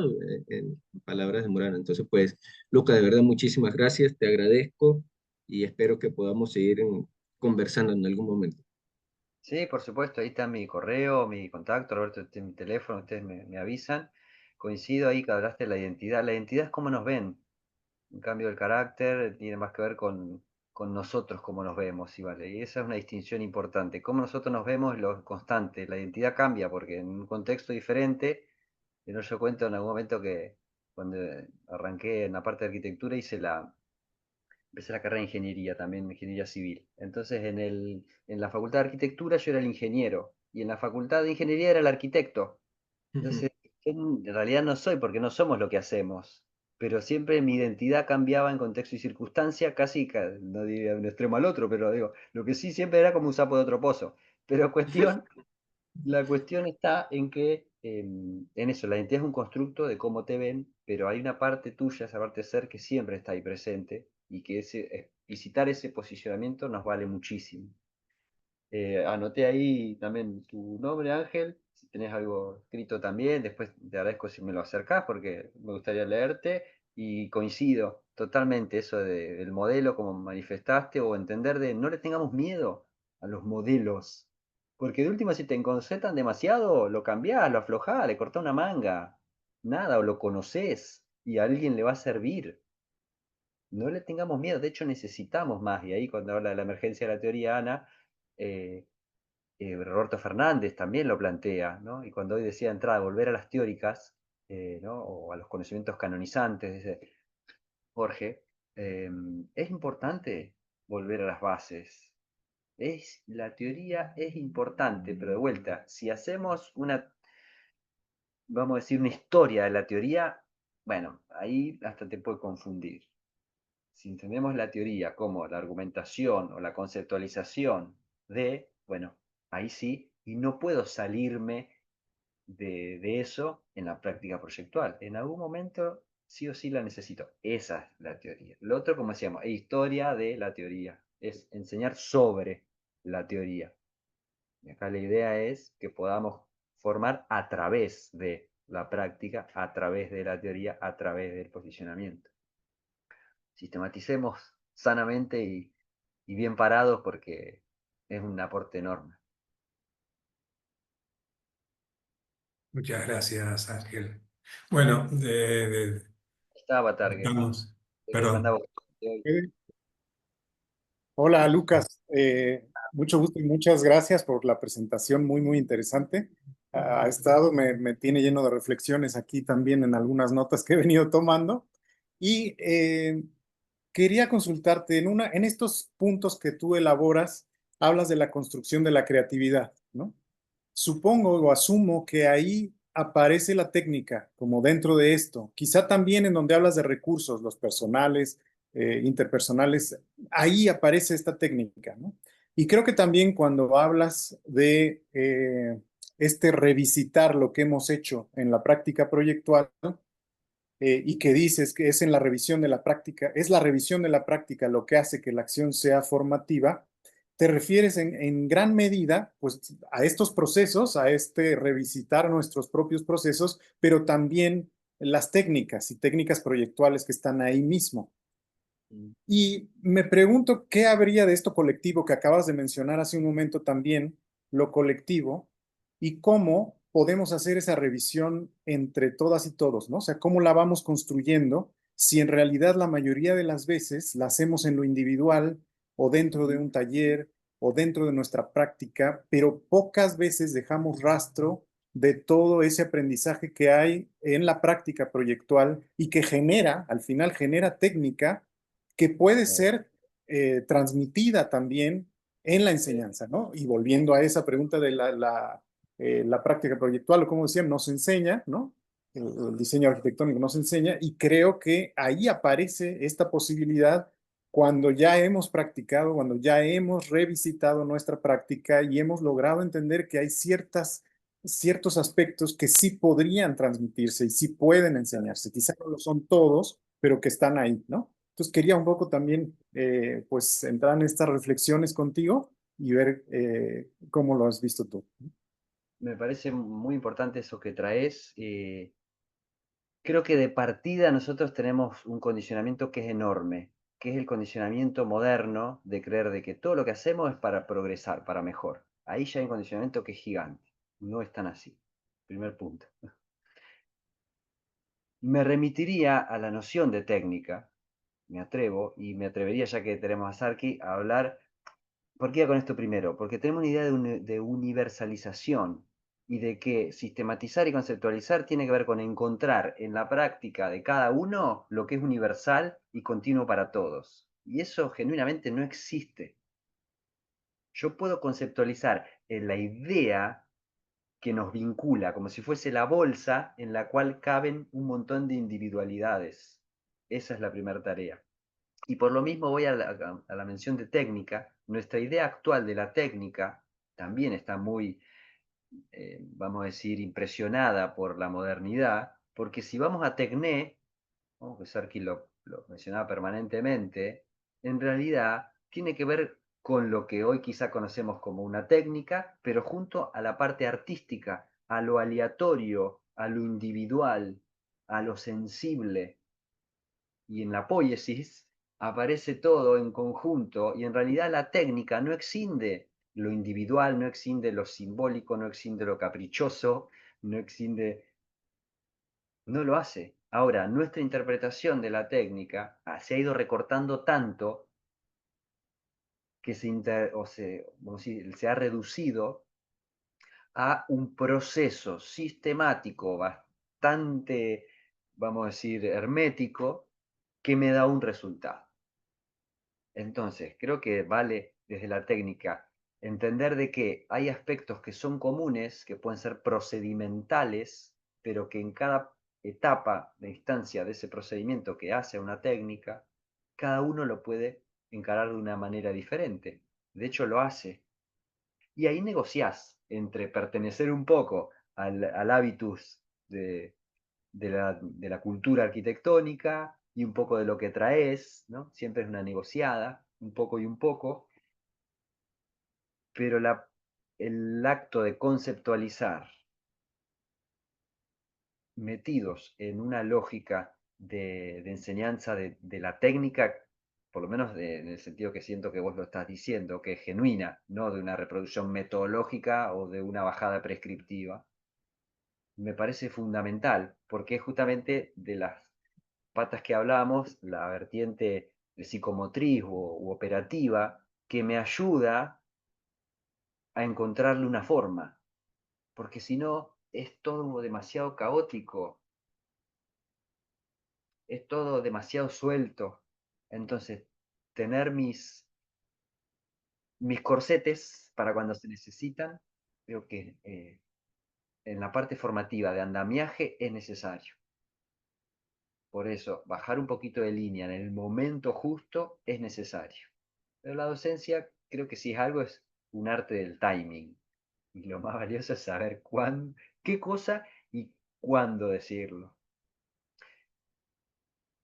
Bueno, lo voy a cerrar ahí para no hacerla muy larga, pero decime si aporta algo, Avatar, y a qué te resuena o si querés completarlo. No, no, sí, totalmente, Lucas. Creo que por ahí va.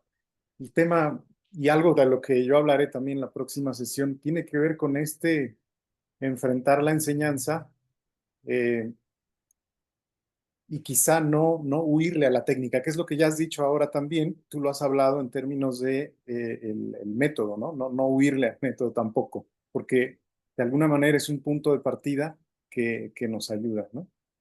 Y Sí, sobre eso, bueno, ya seguiremos platicando también sobre eso. Bueno, muchísimas gracias, Avatar. Gracias por la presencia, por la intervención. La verdad, bueno, ya estamos cerca del cierre. La verdad que estoy feliz.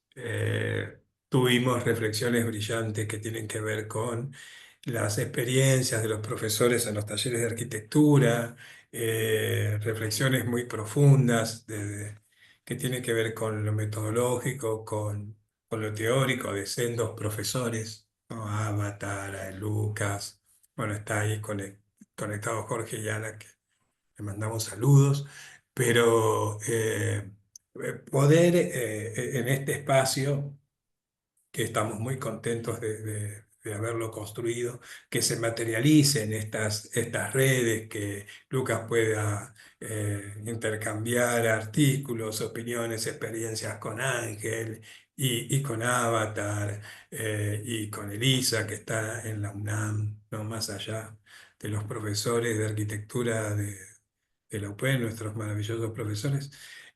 Nada, me parece lo más rico. Yo tenía muchas expectativas con la presencia de Lucas, pero fue mucho más de lo esperado, no solamente por los aportes probados, teóricos, como decía en el inicio, investigativos en torno al proyecto de Lucas, sino por esta forma tan humana de bajar los conocimientos, de que los podamos eh, poner en cuestión, conversar sobre los mismos entre todos. Esa didáctica, esa calidad y esa calidez humana es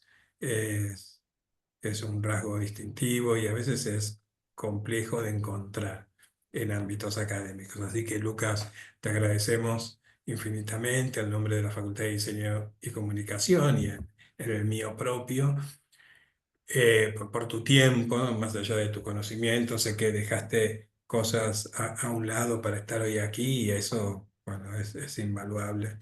Así que gracias por tu generosidad.